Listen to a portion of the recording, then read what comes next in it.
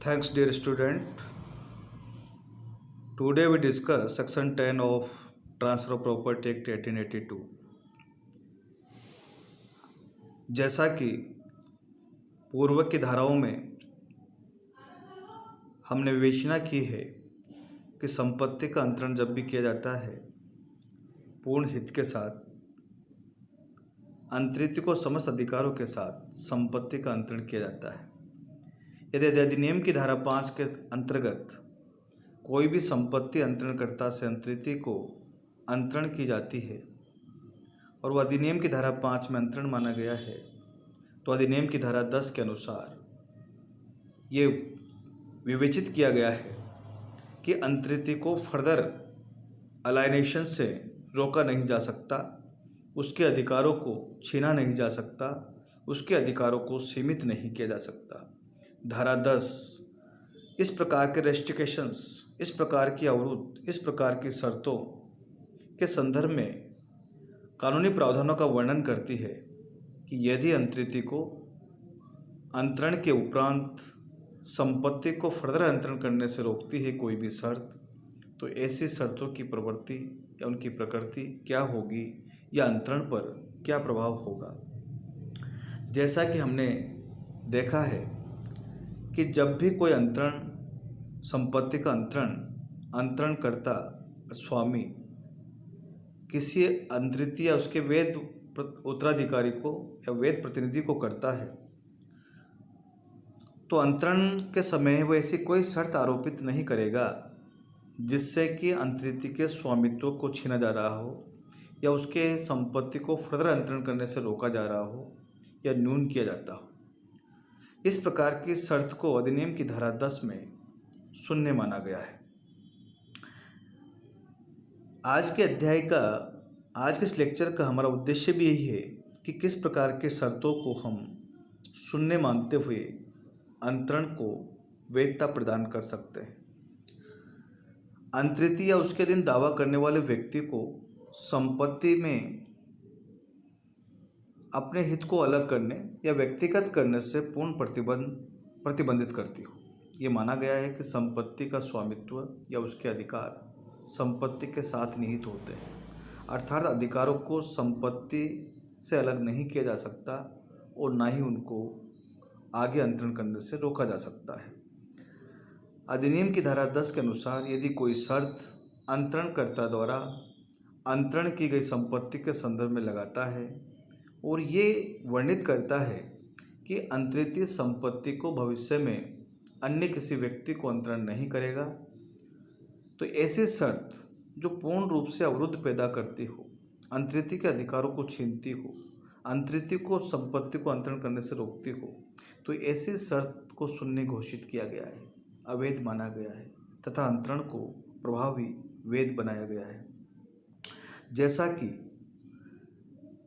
ये शर्तें दो प्रकार की हो सकती है। एक तो ऐसी शर्तें जो पूर्ण रूप से अंतरण को अवरुद्ध करती हो, एक ऐसी शर्तें जो पूर्ण रूप तो अवरुद्ध न करके आंशिक रूप से अंतरण को अवरुद्ध करती हो, अर्थात आंशिक रूप से अंतरित के अधिकारों को छीनती हो। इन शर्तों को हम देखें, कंडीशंस दो प्रकार की भी हो सकती है, जैसे अंतरण पूर्ण होने से पहले की शर्तें, अंतरण प्रभावी होने के उपरांत की शर्तें और समपार्श्विक शर्तें। शर्तें कई प्रकार की हो सकती है। इनकी नेचर के आधार पर हम अधिनियम की धारा 10 के अनुसार उस अंतरण की वैधता अवैधता का अवलोकन करते हैं। अधिनियम की धारा 10 में कहा गया है कि यदि कोई शर्त ऐसी हो जिसको अंतरण पूर्ण होने से पहले ही उसकी पूर्ति करना हो और यदि वो शर्त अवैध हो, कानून के अनुसार अमान्य हो, तो ऐसी शर्त अवैध होने के कारण से संपूर्ण अंतरण ही अवैध होगा यदि ऐसी शर्त आरोपित की जाती है। यदि अ ब से विवाह कर लेता है, इसको हम इस एग्जाम्पल के माध्यम से भी समझ सकते हैं, इस दृष्टांत के माध्यम से भी समझ सकते हैं कि अ ब से विवाह कर लेता है तो स अ को उसकी अचल संपत्ति अंतरित कर देगा। स अ को उसकी अचल संपत्ति अंतरित कर देगा। यहाँ अ द्वारा ब से विवाह करने पर ही स अचल संपत्ति अंतरित करेगा। यदि पूर्ववर्ती शर्त अधिनियम के प्रावधानों के अनुसार शून्य है,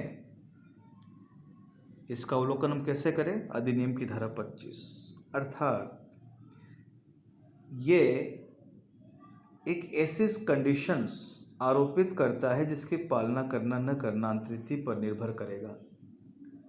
शर्त ऐसी है जो कि अंतरण को प्रभावी होने के लिए पूर्व में पालन करना आवश्यक है।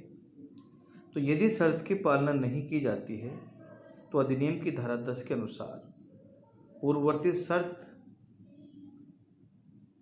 की पालना नहीं होने पर संपूर्ण अंतरण ही शून्य माना जाएगा। इसके पश्चात क्वेश्चन पैदा होता है कि यदि अंतरणकर्ता के द्वारा संपत्ति का अंतरण कर दिया गया है, साथ ही उसके साथ ऐसी कंडीशन इम्पोज कर दी गई है जिसको हम पश्चातवर्ती शर्त कहते हैं, तो एक बार संपत्ति अंतरणकर्ता से जब अंतरिति को अंतरण हो जाती है और यदि पश्चातवर्ती शर्त अवैध है, कानून के विपरीत है, तो अंतरिति को उसकी पालना करने की आवश्यकता नहीं है।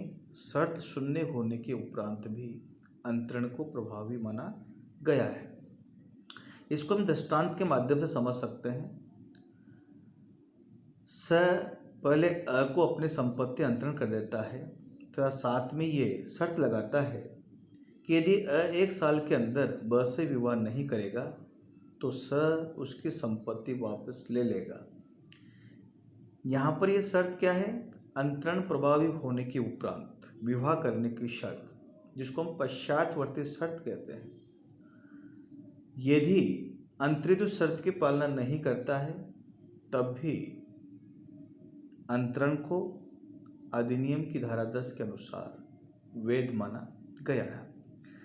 इसी के साथ कोलैटरल संपार्श्विक ऐसी शर्तें होती है जिसका अंतरण के समय किसी प्रकार से अंतरण के वैधता पर कोई प्रभाव नहीं पड़ता है, परंतु जिनका पालन करना या न करने पर संपत्ति का बना रहना, छिन जाना निर्भर नहीं करता, अपितु अंतरित संपत्ति के साथ जुड़ी हुई रहती है, जिनको भंग करने पर संपत्ति जब्त की जा सकती है या हट जाने की मांग की जा सकती है।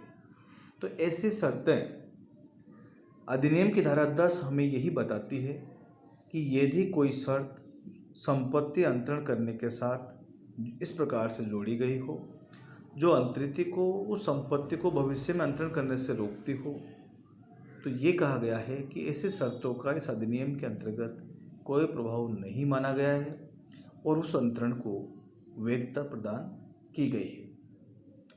यहाँ पर हमें ये देखना होगा कि शर्त की प्रकृति क्या है। अधिनियम की धारा 10 में कुछ विभिन्न प्रकार की शर्तों का विवेचना भी की गई है, जहाँ शर्त भी वैध हो तथा अंतरण भी वैध हो। ऐसी कौन सी शर्तें हो सकती है जो शर्त को भी वैधता प्रदान की गई है और उसके साथ साथ अंतरण को भी वैधता प्रदान की गई है?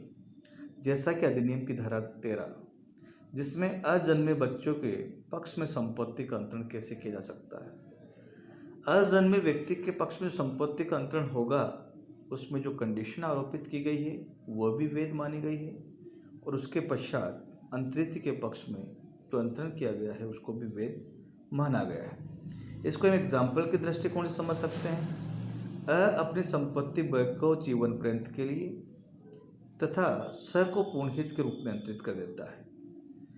यहाँ पर अ द्वारा किया गया शर्त के साथ अंतरण वैध है, क्योंकि ब के विरुद्ध लाइफ टाइम जीवन पर्यंत तक के लिए लगाई गई शर्त इस अधिनियम के अनुसार भी वैध मानी गई है। सेकंड एग्जाम्पल हम देखें जहाँ शर्त शून्य है परंतु अंतरण वैध है। अधिनियम की धारा 10, 11, 12 हम देखें, यदि कोई शर्त ऐसी है जो अंतरण प्रभावी होने के उपरांत, अंतरण पूर्ण होने के उपरांत जिनकी पालना की जानी है, लेकिन शर्त ऐसी जिसकी पालना संभव नहीं है, ऐसी परिस्थिति में शर्त को शून्य मानते हुए अंतरण को वैधता प्रदान की गई है। कुछ कंडीशन ऐसी होती है जहाँ पर शर्त भी शून्य होगी और अंतरण भी शून्य होगी। इसका अवलोकन हम अधिनियम की धारा 25 में कर सकते हैं। यदि किसी शर्त को विधि द्वारा शून्य बनाया गया है और उन शर्तों के अधीन यदि कोई अंतरण किया जाता है तो शर्त शून्य होने के कारण से अधिनियम की धारा 25 के अनुसार संपूर्ण समव्यवहारी शून्य माना गया है। इस सामान्य सिद्धांत के कुछ अपवाद अधिनियम की धारा 10 में जो कंडीशंस बताई गई है, जो संपत्ति को अंतरण करने से रोकती है, अवरुद्ध पैदा करती है, इसके कुछ अपवाद भी दिए गए हैं। अर्थात विशेष परिस्थितियों में आंशिक अवरुद्ध इम्पोज किया जा सकता है या पूर्ण अवरुद्ध भी, अर्थात ऐसी शर्तें लगाई जा सकती है जो संपत्ति को भविष्य में अंतरण करने से रोकती हो। जैसे यदि हम संपत्ति को पट्टा करते हैं, लीज पे देते हैं, तो ये आवश्यक है कि पट्टाकर्ता जब संपत्ति को पट्टे में के रूप में देता है, किसी व्यक्ति को अंतरण करता है, तो ये शर्त इम्पोज कर सकता है कि पट्टा जिस व्यक्ति के पक्ष में किया गया है वही उस संपत्ति का उपयोग करे। यदि अन्य व्यक्ति उस संपत्ति का उपयोग करेगा या किसी को उप पट्टे पर संपत्ति दी जाती है तो संपूर्ण समव्यवहार शून्य घोषित किया जा सकता है। इसी प्रकार से विवाहित स्त्रियों की दिशा में यदि विवाहित स्त्री हिंदू, बौद्धिक, मुस्लिम ना है और वह ईसाई, क्रिश्चियन इस धर्म से संबंधित है, पारसी है, ईसाई है अथवा यहूदी है, तो विवाहित स्त्री के पक्ष में केवल जीवन पर्यंत ही संपत्ति का अंतरण हो सकता है। यह कंडीशन लगाई जा सकती है। ऐसी स्त्री को भविष्य में संपत्ति को अंतरण करने से रोका जा सकता है। ऐसी शर्त को अधिनियम की धारा 10 के अनुसार वैधता प्रदान की गई है। अब क्वेश्चन ये पैदा होता है कि अधिनियम की धारा 10 के प्रावधान कब लागू होंगे। इसके लिए हमें अधिनियम की धारा 5 के अनुसार अधिनियम की धारा 10 की शर्तों को लागू करने के लिए अंतरण शब्द को देखना होगा। अर्थात अधिनियम की धारा 10 उन्हीं सर्कमस्टांसेस पर लागू होगी, उन्हीं ट्रांजैक्शन पर लागू होगी जिसमें अधिनियम की धारा 5 के अनुसार अंतरण पूर्ण किया गया हो। यदि पारिवारिक समझौता हुआ हो, समर्पण किया गया हो या उत्तराधिकार के रूप में संपत्ति का वयन किया गया हो। अर्थात जो अंतरण की परिभाषा में नहीं माना गया है, जिनको अंतरण की परिभाषा में नहीं माना गया है, उस पर अधिनियम की धारा 10 के प्रावधान लागू नहीं होता है। Thank you. ओके।